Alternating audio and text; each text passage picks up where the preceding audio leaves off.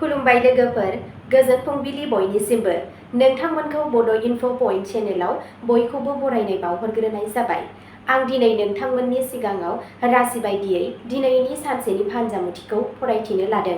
आसा खालामो नोंथांमोनहा भिडिअखौ नायना मोजां मोनगोन।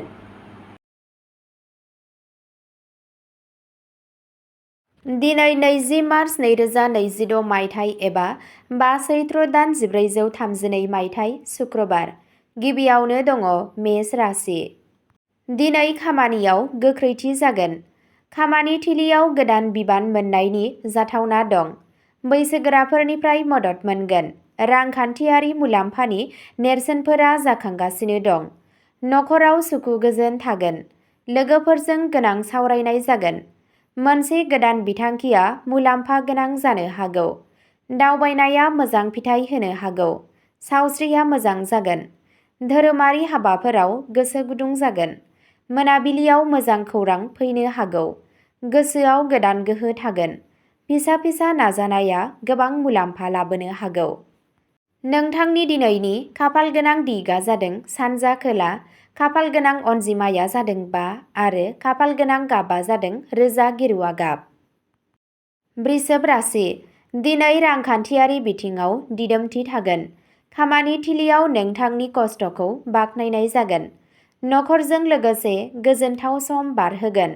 गोजाम रां थिसननाया फिथाय होनो हागौ। लोगोफोरनिफ्राय हेफाजाब मोनगोन। गोदान बिथांखिनि सायाव खामानि मावनाया दावगागोन। सावस्रिया सरासनस्रा थागोन। दावबायनाया मुलाम्फा गोनां जानो हागौ। समाजारि मान सन्माना बांगोन। धैर्यजों खामानि माव। सानजौफुनि उनाव मोजां खौरां फैनो हागौ।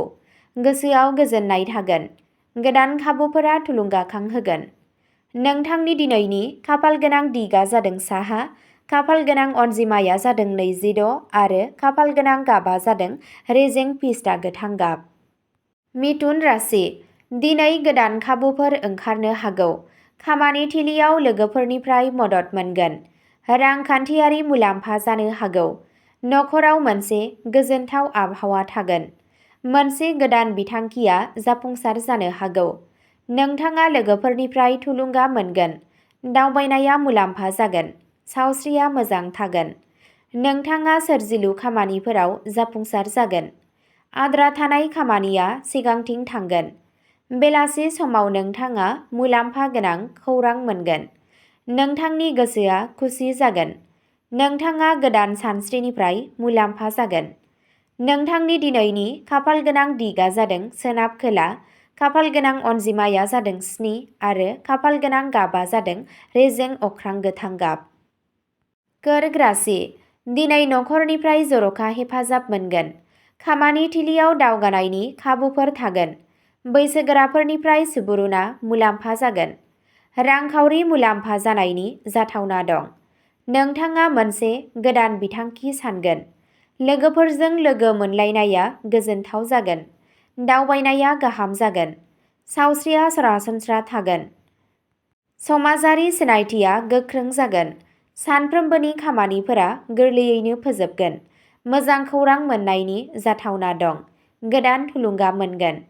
नोंथांनि दिनैनि खाफाल गोनां दिगा जादों सा सोनाब।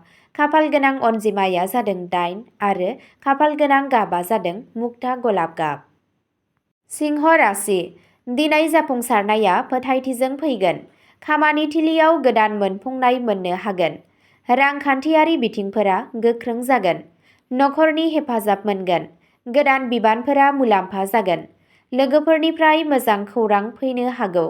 दावबायनाया मुलाम्फा गोनां जागोन। सावस्रिया मोजां थागोन। समाजारि मान सन्माना बांगोन।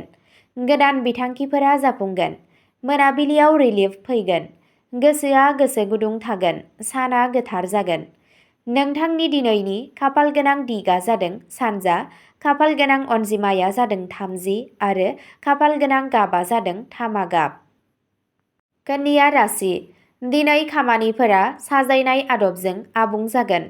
खामानि थिलियाव गोदान बिथांखि लानो हागौ। रांखान्थियारि थाखोआ गोख्रों जागोन। फरायसाफोरा जाफुंसार जागोन। नखरनि हेफाजाब होनाया सोलिबाय थागोन। लोगोफोरनिफ्राय मुलाम्फा गोनां बोसोन मोनगोन। दावबायनाया गाहाम। सावस्रिया सरासनस्रा थागोन। गोदान बिबानफोर होनो हागौ।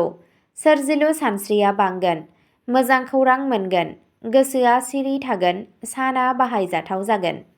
नोंथांनि दिनैनि खाफालगोनां दिगा जादों खोला। खाफालगोनां अनजिमाया जादों 1 आरो खाफालगोनां गाबा जादों रेजें सना गाब। तुला राशि। दिनै समानथि लानानै लानाय थिरांथाफोरा मुलाम्फा गोनां जागोन। खामानि थिलियाव गोदान खाबुफोर सोमजिगोन। रांखान्थियारि मुलाम्फा जानो हागौ। रमान्टिक सोमोन्दोआव गोदै थागोन। नखराव गोजोन आरो सुखु गोजोन थागोन। लोगोफोरजों सम हगारनाया गोजोनथाव जागोन। दावबायनाया गाहाम जागोन। सावस्रिया मोजां जागोन। आद्रा थानाय खामानिफोरा आबुं जागोन। समाजारि मान सन्माना बांगोन। सानजौफु समाव मोजां खौरां फैनो हागौ। गोसोआ खुसि जागोन। गोदान दिगफोराव जाफुंसार जागोन।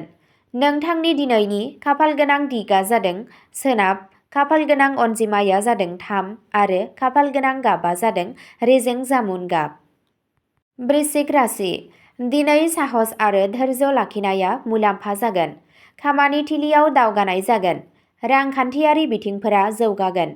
नखराव सुखु गोजोन थागोन।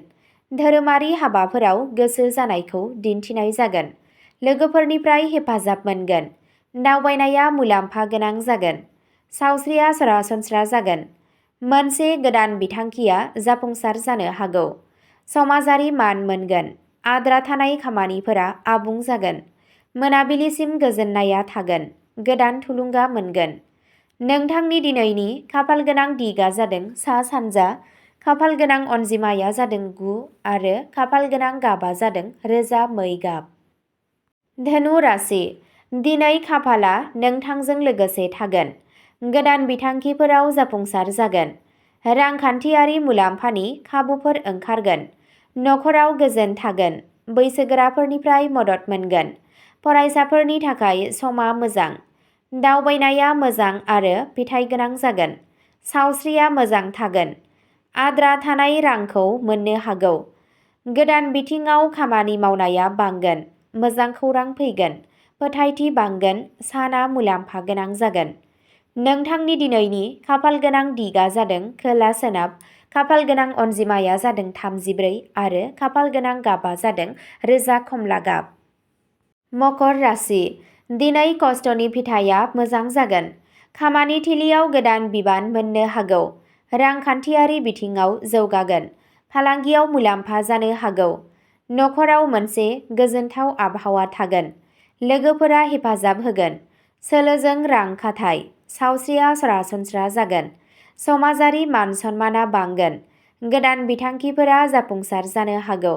सानफ्रोमबोनि खामानिफोराव जाफुंसार जागोन। गोसोआ सिरि थागोन। समा मोजां जागोन।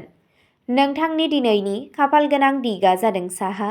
खाफालगोनां अनजिमाया जादों 5 आरो खाफालगोनां गाबा जादों मुगा गाब। कुम्भ राशि। दिनै नोंथाङा सोरजिलु खामानियाव जाफुंसार जागोन। गोदान खाबुफोर ओंखारनो हागौ। नोंथाङा लोगोफोरनिफ्राय हेफाजाब मोनगोन। रांखान्थियारि मुलाम्फा जानो हागौ। मोनसे गोदान बिथांखिनि सायाव खामानि मावनाया जागायजेनगोन। समाजारि मान सन्माना बांगोन। दावबायनाया गाहाम। सावस्रिया मोजां थागोन। हरखाब मुलाम्फा जानायनि जाथावना दं। गोसोआ खुसि थागोन। गोदान सोमोन्दो लाखिनाया मुलाम्फा जागोन। सानजौफु उनाव मोजां खौरां फैगोन। गोदान गोहो थागोन। नोंथांनि दिनैनि खाफालगोनां दिगा जादों सानजा खोला। खाफालगोनां अनजिमाया जादों 6 आरो खाफालगोनां गाबा जादों रोजा अख्रां गोथां गाब। मीन राशि। दिनै नोंथांनि गोसोआ गोजोन जागोन। नखरनिफ्राय हेफाजाब मोनगोन। रांखान्थियारि हालोदा जौगागोन। मोनसे गोदान बिथांखिया जाफुंसार जानो हागौ। धोरोमारि हाबाफोराव गोसो गुदुं जागोन। मोनसे गोजाम जेंनाया सुस्रांजानो हागौ। गथ'फोरनिफ्राय गोजोना फैगोन। दावबायनाया मुलाम्फा जागोन। मोनसे गोदान खाबु मोनगोन। सावस्रिया सरासनस्रा थागोन। फोथायथि बांगोन। मोनाबिलियाव गोजोना थागोन। साना गोथार जागोन। नोंथांनि दिनैनि खाफालगोनां दिगा जादों सोनाब साहा। खाफालगोनां अनजिमाया जादों 9 आरो खाफालगोनां गाबा जादों निला फान्थाव गाब। अब्ला दिनैनि राशि फरायथिनाया एसेनोसै। गोजोन्थों।